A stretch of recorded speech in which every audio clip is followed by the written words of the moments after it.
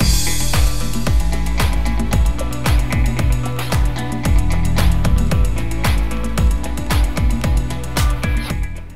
everyone, I'm Tim Harmon. I'm an analyst with Forrester Research, and I actually lead Forrester's research on channels, channel models, channel dynamics, channel metrics. So the i365 folks actually invited me to talk with you today about what's going on with the channels. So I'll paraphrase from the famous words of Bob Dylan, "The times they are a-changin'," right?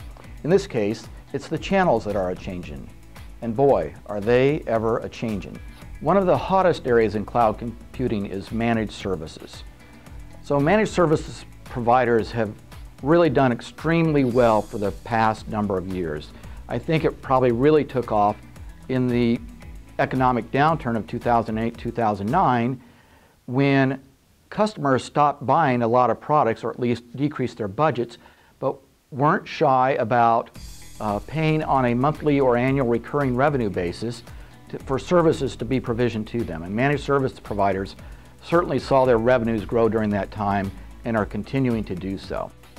I can tell you the number 2 managed services opportunity today is backup and disaster recovery.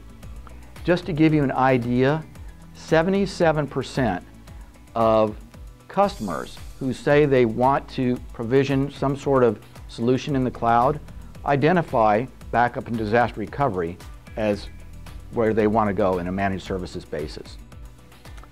So as I've mentioned, the managed services business is growing very, very rapidly.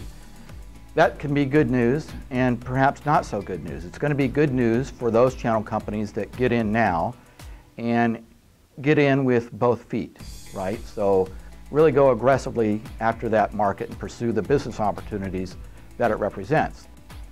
In fact, there are a lot of managed service providers today that if you would go and check out what their full portfolio offering entails, it's not just managed services, it's professional services and resales too. So those business streams don't go away, right? What you built your business on doesn't all have to be shuttled to take advantage of managed services. In fact, customers are looking for hybrid offerings.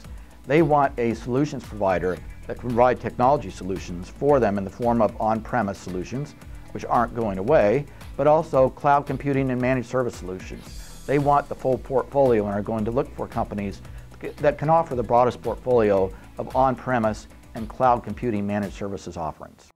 Talking to MSPs that started out in this area of remote management, when they added backup and disaster recovery, many were able to increase their own margins by 10%. That's pretty significant.